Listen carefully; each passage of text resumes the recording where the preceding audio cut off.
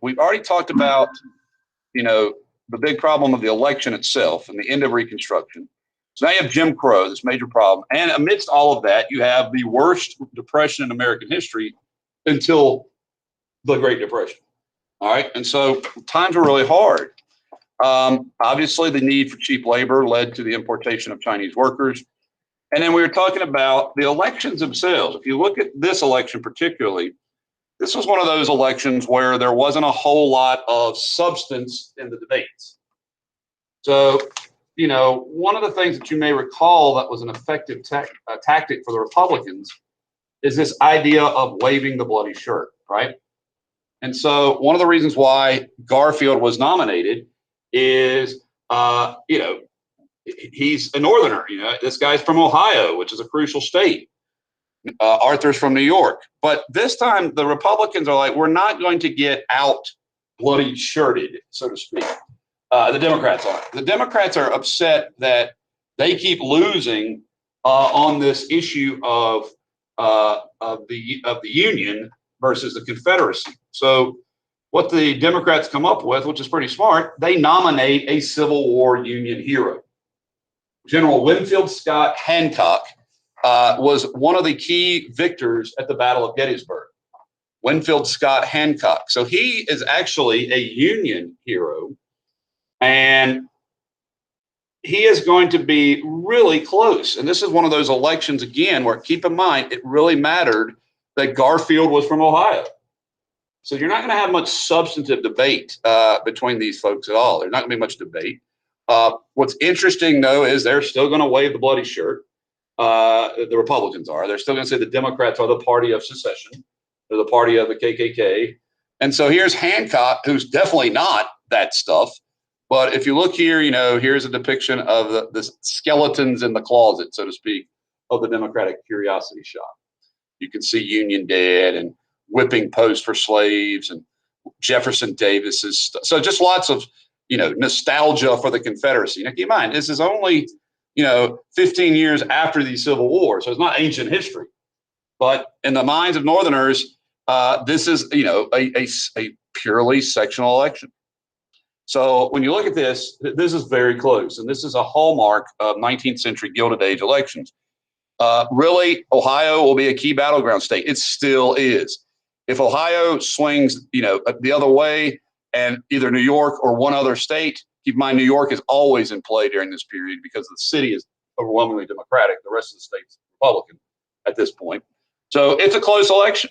As you can see, I think Hancock loses the popular by, 10,000 votes or something like that. And so it's very tight. So Garfield gets elected. Remember, he's a half-breed. And theoretically, he's going to bring some reforms, half-breed, right? And Conkling is a stalwart. So Garfield comes in, and almost immediately he's assassinated. All right. No, not immediately. Within the first year. He spends most of his first year just doing civil service stuff, like appointments and things. You guys understand? Like that took presidents an enormous amount of time.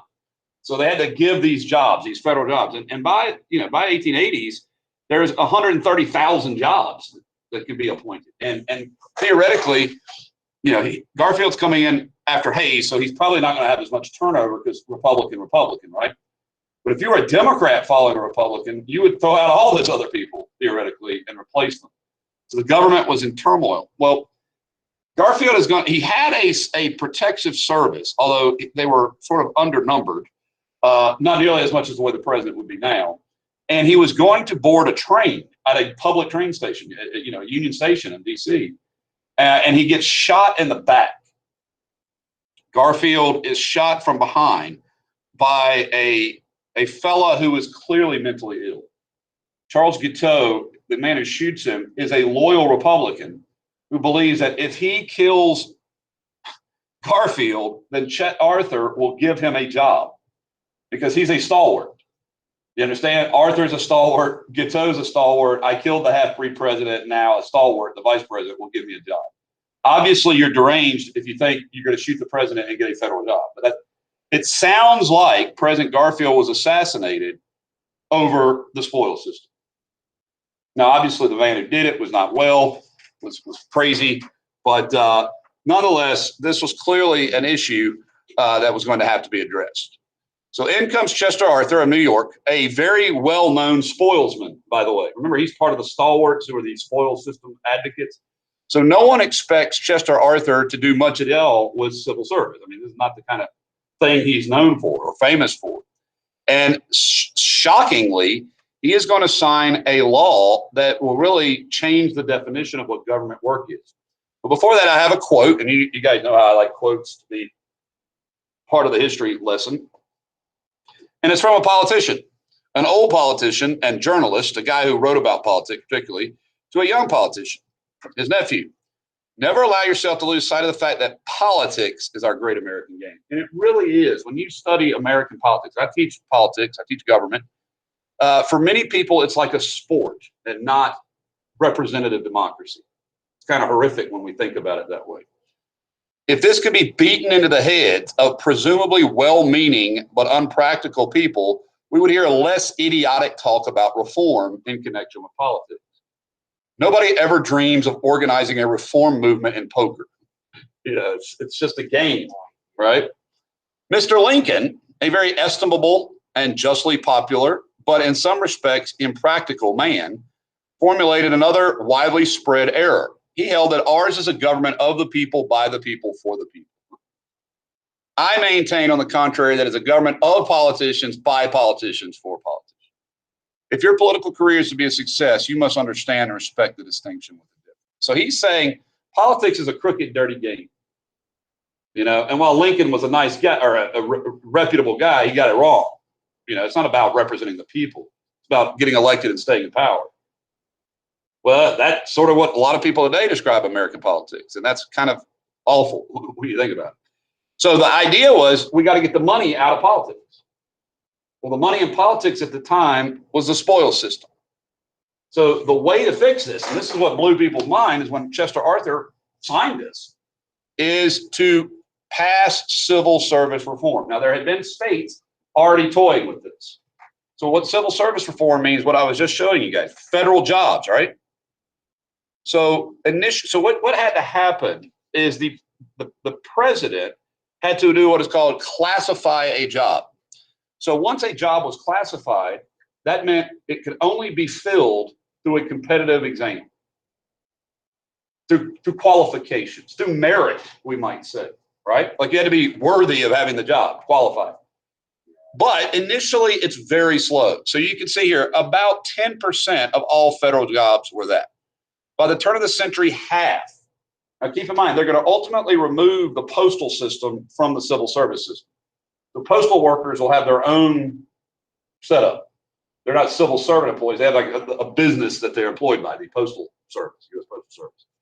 So that's different. But it used to be even the president appointed the postman, right?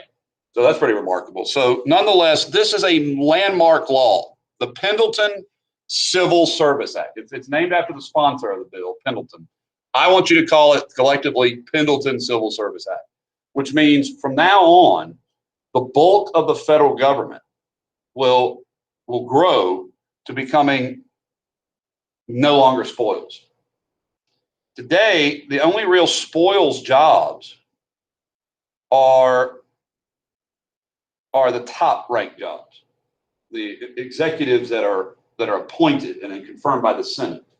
So that's about it. You know, today most of the federal government jobs are civil service.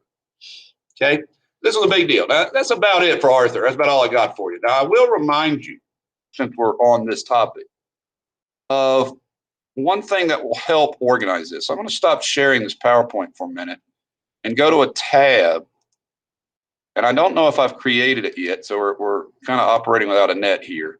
Have I put the presidential outline up yet? I guess I could look for it on the page, couldn't I?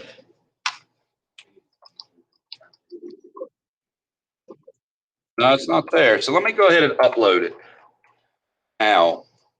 And you'll see what I thought it's under period frameworks. Oh, thank you. I guess I put the wrong thing. I thought oh, there it is. Very well done. So this is a great way, I mean, if I can say so myself, of reviewing this content. So when you get down here to Garfield, you can see his term is 1881, right? He's in office for about 8 months or 7 months. And then assassination leads to civil service. And then here's Chester Arthur. I mean, I could tell you about the nice clothes that Chester Arthur wore and the fact that he had a cool mustache, but who cares? I mean, we're not doing the biography of Chester Arthur here. So for us, the thing that's a big takeaway is the Pendleton Act and the Chinese Exclusion Act, which we've just talked about both of those. Under Hayes, we've not talked about the Bland-Allison Act yet. And see, this is what I mean about your textbook. You're going to, at times, there will be things mentioned that aren't like at the same time as the other parts. Right. And so this, if you'll study things like this, it will help you make sense of the chronology. Okay. So definitely remember that you have this to help you. If you were taking my class in person in an ordinary year, you would have to do these from memory. Like you would have to fill these in from memory. But since I'm not foolish enough to think that you'll don't just sit there and look at it and fill it in, we won't do that. All right. So anyway, let's get back to this one president out of the group who's sort of well respected in history, much more respected than the rest of them. And his name is Grover the Good, so to speak. Grover Cleveland. Now, this is a big deal election, 1884. They just passed civil service reform. The guy who's not at all famous for wanting it is going to be the candidate for the Republicans. And his name is James Blaine. James Blaine's got some problems, though. He's got quite a few skeletons in the closet. Whenever you're the leader of a party, there's a lot of dirt on it, a lot of background info that might not fit too well for the whole public. The book talks about his so-called Mulligan letters, which were written and concluded with the line, "Burn these letters," right? So whenever anybody sends you information at the end of it says, "Destroy this," and he didn't, that sounds kind of guilty, right? So nonetheless, Blaine has a lot of dirt on him. And that's going to lead a group of Republicans to actually vote for the Democrat in this election. That's a big deal. They're called mugwumps. But here's Grover the Good, the candidate by the Dems. He is a very fascinating character because he is a conservative Democrat. Okay. He is the governor of New York, and he is the leader of the Bourbons. So these are the conservative Democrats who have the following sort of beliefs. They opposed high tariffs. They oppose free silver. They oppose imperialism, and they oppose subsidies. So in many ways, if you think of the Bourbon Democrats, they're almost Jeffersonian. Well, keep in mind, Thomas Jefferson was very much like a modern libertarian, right? Like a classic liberal. Now, I say he's conservative now, right? Because what that means is for a conservative, which is also sometimes what classic liberals are, is they don't want much government, right? But at the same time, he also doesn't want abuse. So he doesn't like the abuses of the of the spoil system.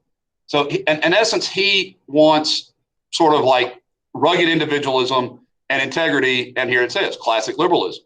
He was a very popular governor of New York, and he doesn't support anything he believes that are what he would call the loonies in the Democratic Party want to do, like inflation. He doesn't support running, tons of money like greenback bills. He doesn't support either the idea of any kind of socializing of companies, things like that, like government takeover or any of that. So it's fairly conservative. As the Democrats are starting to become more and more liberal, immigrants and things like that, he's not that. But he's also very much opposed to tariffs. Well, the Republicans are very much in favor of high tariffs, right? So that's a definite difference in policy. He is anti-imperialist, while Blaine is somewhat more known with expansionism. Okay, two of them, much different. He is very much opposed to subsidies, which your Western farmers want. They want to be helped by the government. He's rugged individualism. So Cleveland was very popular. Unfortunately, he's going to have an embarrassment that emerges during the campaign. And the campaign is going to take a dirty turn. The the facts come out that Cleveland has fathered an illegitimate child. He's single, all right, but a woman has given birth to his son. Republicans find out about that and they start running that. Like, here's Grover Cleveland who fools around and has kids outside of wedlock. So they come up with a slogan, "Ma, ma, where's my pa?" And the joke that the Dems say is he's gone to the White House, ha ha ha. Because it's not going to stop him from getting elected, but it's going to be some real mudslinging. Now, to Cleveland's credit, he will marry this lady and father this child as his own. The daughter, if I'm not mistaken, I got to go back and look, but I think it's this child, is Baby Ruth, and it will be her name that produces the candy bar nickname, Little Baby Ruth. Okay, so nonetheless, this election is interesting because you have Republicans, okay, who will not support Blaine. They cannot support they associate Blaine with corruption. So these are sort of like the Horace Greeley liberal Republicans. If you remember these guys, they want reform, and for reform to them means not having a pro-business government who will look the other way. They're very much laissez-faire, both in the handling of corporations, but also in their handling of labor unions. You understand? They don't like unions. That's one of the things that's interesting about Cleveland is even though he's a Democrat, he's no fan of unions. So if you're a worker, neither of these two candidates are seen as your heroes. Okay, a worker bee. But his crusade for honesty and integrity in the office in Albany, in New York, has made him an excellent candidate. And it's the mugwumps that will deliver the election to Cleveland. Cleveland's already important from the key state of New York, right? But if he doesn't get these other Republicans to vote for him, he probably doesn't win. So here you see the election, Blaine trying to bring the mugwumps back. One of those sort of last moment things that hurts Blaine is in New York. Now keep in mind, New York is going to be a crucial state, right? It went Republican the last two elections. In New York, a Protestant minister will give a speech with Blaine on the platform, like together. And in the speech, he criticizes the Democratic Party, up here at the top you see it, as being the party of rum, Romanism, and rebellion. So keep in mind, this is 1888, right? So rum means pro-alcohol. Romanism means Catholic Church. Right? The Roman Catholic Church, Romanism, Roman Catholic. Rebellion means the party of the Civil War. Well, Grover Cleveland's not that. He's not pro-drinker. He's not a Catholic, and he didn't participate in the Civil War. But more importantly, this is going to really tick off Irish people who are immigrant workers, descendants, who probably might not have come out for Cleveland. Remember, Cleveland's been no fan of workers, right? And so a ton of Irish are going to vote in this election because this guy's speech. And if you look, Cleveland wins New York by less than 1,200 votes. The most important state at that time in electoral politics. Yeah, absolutely. And so you have this really close election. But if he doesn't win New York, Cleveland loses. You can see up here, 36 electoral votes. Take those off. That's 83? No, 183. You add it to him, he's 218. So Blaine would win had it not been for New York. Cleveland, solid South. He also picks up some Midwest, Indiana. So Cleveland does very well. But if you go back to 84 or 1880, not much difference. The only major difference, Indiana being one, but New York being the big one. So that's true. California did vote Democrat. You're right, Nevada. So there is some changes for the Republicans here. And that's why it's so close again. But going back to 84, 88, 80, every election is kind of like razor thin margin. So when we look at the election of President Biden or the first election when President Trump got elected, or go back to 2000 when Bush got elected, razor thin margins in a lot of cases. So we've had this kind of narrative for a long time. And Cleveland is going to be a very active president, active in a sense that he will not allow Congress to do things he doesn't want to. Very Andrew Jackson, right? You're not going to do stuff that I don't agree with. So he's the first Democrat and the only Democrat until Woodrow Wilson since the Civil War, right? He believes in helping the public by simply making sure the trains run on time, right? And so he will not support any welfare assistance, but he will not support any subsidies for rich people either. Middle of the road, all right? The Republican Party has as a key belief the best way to get more votes is to give pensions to veterans, all right? Well, by 1883, the people getting pensions are not veterans anymore. All the veterans have gotten their pensions, so to speak, meaning they're already receiving them. So why would they still be growing pensions? Well, you have 20-year-old women marrying 60-year-old men to get their pension. You have kids that were like drummer boys getting full-size pensions. You'll have people who claim to have served in the military who didn't getting pensions. So why are they doing this?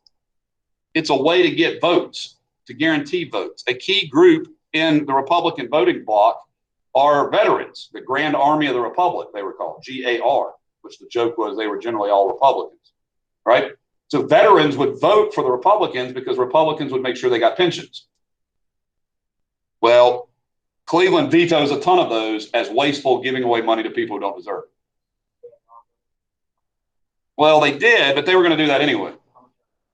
All right, but here's the real issue of the election of 1888. Okay, Cleveland decides to take on this issue full tilt. Tariffs. So I know we haven't talked about tariffs for a while. Under the Republicans, the tariffs had stayed very high. Under Lincoln, it had gone up, moral tariff, and they stayed high. Cleveland comes to office as a Jeffersonian, as a opposed to high tariffs, as a free marketer. And during the interlude between, I can just show you, the tariffs had continued to rise during the Civil War. See this? And even after, to almost the highest they'd been since the Tariff of Abominations. And so Cleveland says, we're going to cut the tariffs, particularly, and this is really at the core, so I want you to listen to this. At the core of the tariff problem is these high taxes are creating a surplus for the federal government. You know what that means? The government is taking in 1 year alone, $100 million more than it's spending. And the taxes are falling on American consumers who are paying taxes that the government doesn't really need, Cleveland believes. And one of the reasons they are is because of the high tariffs. And he philosophically is opposed to high tariffs because he believes if you lower tariffs, you'll increase trade and commerce as a traditional Democrat. So he says if he's reelected, he'll throw a reduced tariff. Actually, he does propose a reduced tariff for Congress. So when the election of 1888 occurs, there is a singular issue that people want to vote on: increase or lower tariffs, right? Keep high tariffs or lower tariffs. And that will be the signal issue of the election. You'll see it here. You can see President Cleveland, grinding off the sharp edges of the tariff with Uncle Sam. By the way, by this point, by the 1880s, Uncle Sam has now become the physical incarnation of the United States. It's no longer the Lady Columbia, remember her? But after the Civil War, this guy will become because we start going abroad. And that's an important note. So keep that in mind. So you're going to have a Republican, and they're going to come up with a Republican who they feel like is certifiably qualified because his grandfather was William Henry Harrison. So the best thing Benjamin Harrison has going for him is that he is the descendant of another president, right? Plus, not only that, he's from a crucial state. So they're hopeful that Harrison will get this, and they're going to campaign with businessmen. Now, this is where it gets really interesting to me. But we'll look at this story come Monday. So we'll have the election of 1888 on Monday and the battle over a tariff. Okay? So thanks for rejoining. I apologize for the not knowing how long it would take, but I'll post